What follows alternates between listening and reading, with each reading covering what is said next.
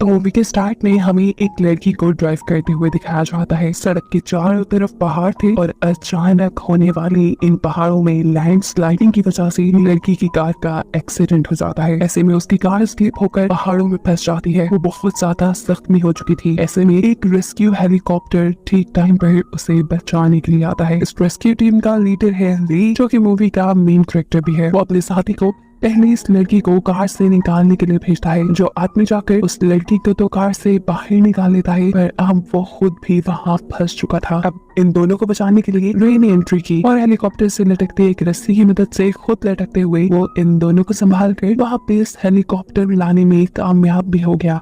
ये सब बहुत खुश थे। फाइनली इन्होंने लड़की की जान बचा ली थी, लेकिन उसकी कार नीचे पहाड़ों में ही गिर गई थी। खैर, अब सीन कट होकर हम कैलिफोर्निया यूनिवर्सिटी में डॉक्टर लॉरेंस को देखते हैं। वो एक सिस्मोलॉजिस्ट है जो जमीन पर आने वाले अर्थक्वेक्स यानी ज़लज़लों पर रिसर्च करते हैं। अभी वो अपने स्टूडेंट्स को 1964 में आए कैलिफोर्निया के एक ज़लज़ले के बारे में बता रहे थे, जो इतना भयानक था कि मानो कई एटम बम के हमले कर दिए गए हों। इसकी तबाही के असरात कई साल तक कैलिफोर्निया ने देखे। लॉरेंस बताते हैं कि ऐसा खतरनाक सिलसिला 150 साल में एक मर्तबा जरूर आता है। वो बताते हैं कि कैलिफोर्निया की सेंट एंड्रंस की फोर्ट लाइन बिल्कुल जमीन की टेक्टोनिक प्लेट्स के ऊपर है, यानी कि अर्थक्वेक का खतरा इस जगह पर सबसे ज्यादा है। थोड़ी देर बाद हमें दिखाया जाता है कि जब डॉक्टर लॉरेंस अपने ऑफिस में थे, तब उनके एक कलीग उनके पास आते हैं और उन्हें बताते हैं कि अभी एक ज़लज़ला आया है। ये लोग फौरन अपना काम छोड़कर उस ज़लज़ले की शिद्दत को नापने के लिए चले जाते हैं। ये दोनों जाते हैं एक बहुत बड़े डैम के ऊपर, जहाँ से इन्हें इस अर्थक्वेक की शिद्दत को नापना था।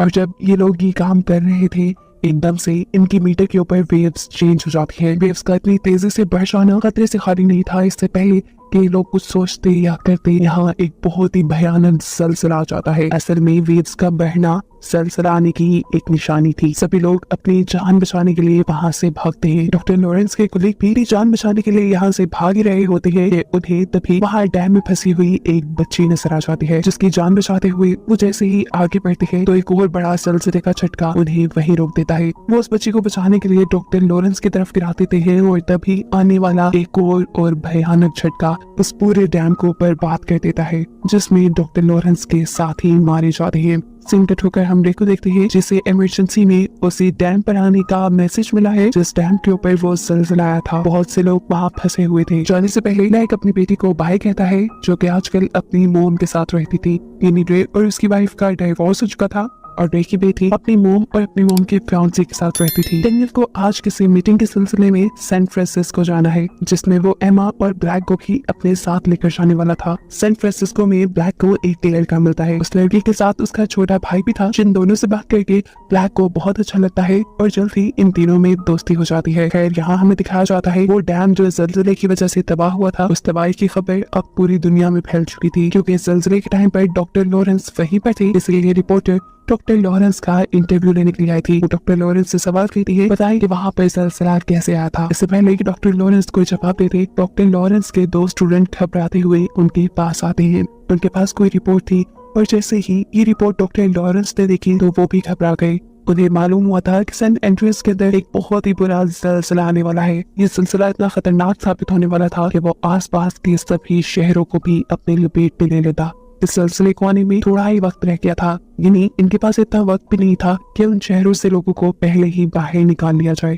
यहाँ हम रिक की वाइफ एमा को देखते हैं, जो एक बिल्डिंग के टॉप पे एक रेस्टोरेंट में मीटिंग कर रही थी। अचानक उसके टेबल पे रखी सारी चीजें हिलने लग जाती हैं। असल में ज़लज़ला शुरू हो चुका था। इसी बिल्डिंग के साइड व्यू में हम देखते हैं कि वहाँ मौजूद सभी ब्रिजेस टूट चुके हैं। ये बिल्डिंग भी अब इतनी तेजी से हिलने लगी थी कि मानो अभी टूट कर गिर जाएगी। एमा जल्दी से इस मुश्किल सिचुएशन में रे को कॉल करती है, क्योंकि वो जानती थी कि रे उसे हर हाल में बचाने आ जाएगा। इस टाइम रे, जो कि एक रेस्क्यू ऑफिसर है, वो अभी अपने हेलीकॉप्टर में ही था। वो एमा से कहता है, तुम परेशान नहीं हो, मैं जल्द ही तुम तक पहुंचकर तुम्हें बचा लूंगा। इतने में हमें दिखाया जाता है कि वहाँ धड़ाधड़ सारी बिल्डिंग्स गिरना शुरू हो चुकी है। हर जगह अफरा तफरी मच चुकी है। सभी लोग अपनी जान बचाने के लिए चिल्ला रही है। एमा इस टाइम फौरन दोबारा बिल्डिंग के टॉप पर जाना चाहती है, क्योंकि वो जानती है वहाँ से रे बचाने आएगा। लेकिन जैसे ही वो स्टेयर्स का दरवाजा खोलती है तो उसे पता चलता है कि बिल्डिंग का दूसरा हिस्सा पूरी तरह तबाह हो चुका है और लोग अपनी जान बचाने के लिए वहाँ लटके हुए हैं। सिर्फ यही नहीं,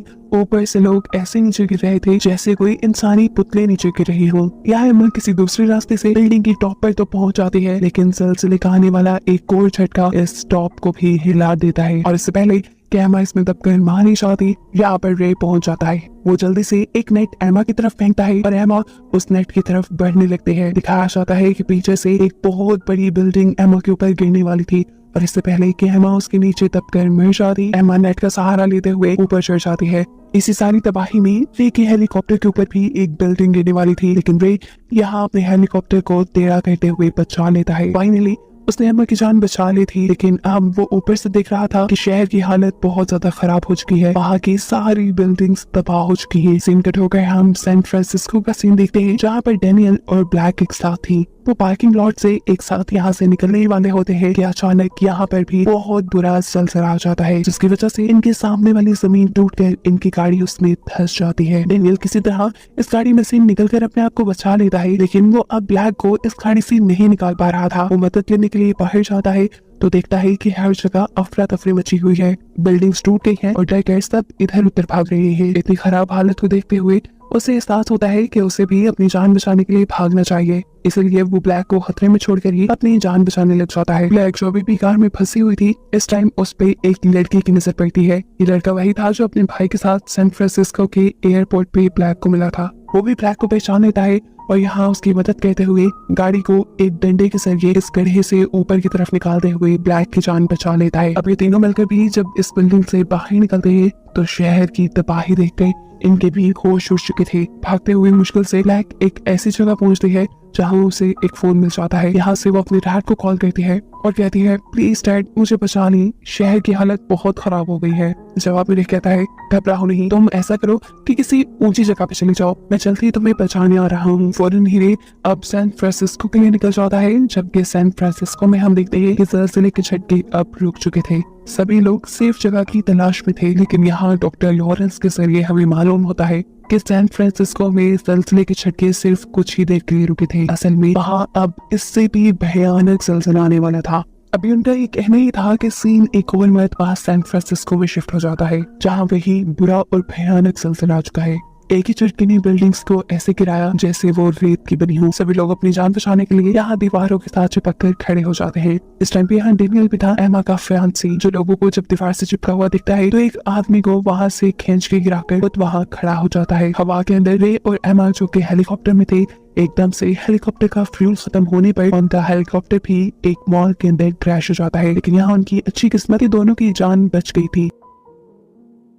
ये लोग अभी आधे रास्ते में थे। इन्हें अपने बेटी की जान बचाने के लिए किसी तरह सैन फ्रांसिस्को जाना था, इसीलिए ये लोग एक कार चुराते हैं और आगे बढ़ जाते हैं। थोड़ी ही दूर जाने पे एकदम से रे को कार रोकनी पड़ी, क्योंकि आगे एक गड्ढा था। उतरकर जब इन्होंने चेक किया तो वो गड्ढा कई 100 मीटर जमीन के अंदर गहरा था। अगर इनकी गाड़ी उसके अंदर चली जाती तो ये कभी ना बच पाते। इस रास्ते से तो अब ये लोग सैन फ्रांसिस्को जा नहीं सकते थे, तो अब ये लोग कोई दूसरा रास्ता सोचने लग जाते हैं। तभी एक बूढ़ा कपल कार में इनके पास आता है, इनसे इनकी मुश्किल पूछता है तो रे बताता है कि हमें हर हाल में सैन फ्रांसिस्को पहुंचना है।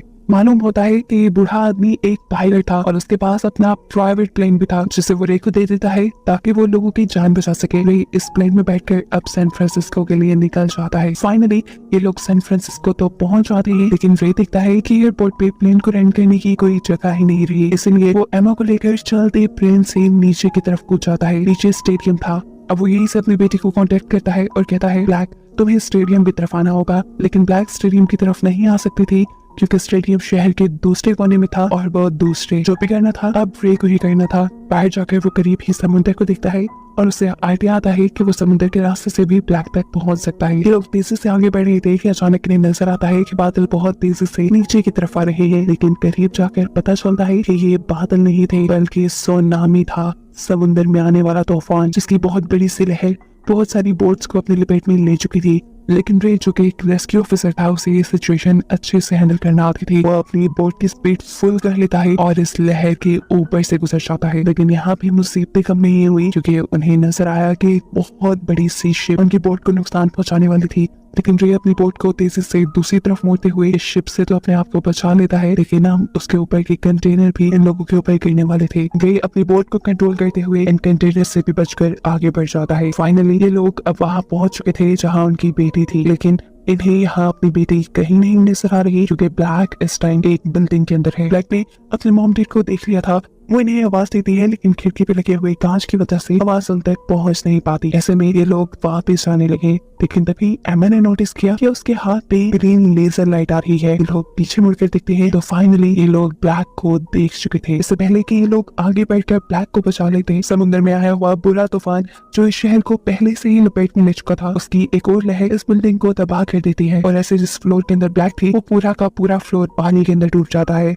ये देखते हुए रे फौरन पानी में जम करके अपनी बेटी को बचाने के लिए निकल जाता है। ब्लैक का साथी भी एक स्टिक की मदद से ये कैबिन तोड़ने की कोशिश कर रहा था, लेकिन शीशा बहुत ही मजबूत था, उसके लिए करना नामुमकिन हो रहा था। और तब एमा उसे देखते हुए उसे साइड पे होने का इशारा करती है क्योंकि अब वो अपनी बोट के जरिए तेजी से उस शीशे को तोड़ देती है। यहाँ हम देखते हैं कि रे भी अपनी बेटी को बचा चुका था, वो भी अपनी बेटी को पानी से बाहर इस बोट के ऊपर ले आता है, लेकिन ब्लैक इस टाइम बेहोश थी। रे उसे होश में लाने की कोशिश कर रहा था जबकि एमा अपनी बोट के जरिए यहाँ से निकलने की कोशिश में थी क्योंकि ये तूफान धड़ाधड़ बिल्डिंग्स को तोड़ रहा था। अब एमा जिस रास्ते से बोट को निकालने लगी थी उसके ऊपर वाली पूरी बिल्डिंग भी टूटने ही वाली थी। इससे पहले कि बिल्डिंग टूटती एमा फुल स्पीड करके अपनी बोट बाहर निकाल लेती है और यहाँ पे जो अपनी बेटी को बचाने की कोशिश में था वो दिखता है कि ब्लैक को भी होश आ चुका है। उसके होश में आने के बाद ये सब लोग यहाँ से निकल जाते हैं। कुछ देर बाद दिखाया जाता है कि ये भयानक ज़लज़ला भी रुक चुका था। समुद्र में तूफान भी इसी ज़लज़ले की वजह से आया था और अब वो भी रुक चुका है। ये पूरा शहर तबाह हो गया है और यहाँ रेस्क्यू टीम्स लोगों को बचाने के लिए आ चुकी है। रे ने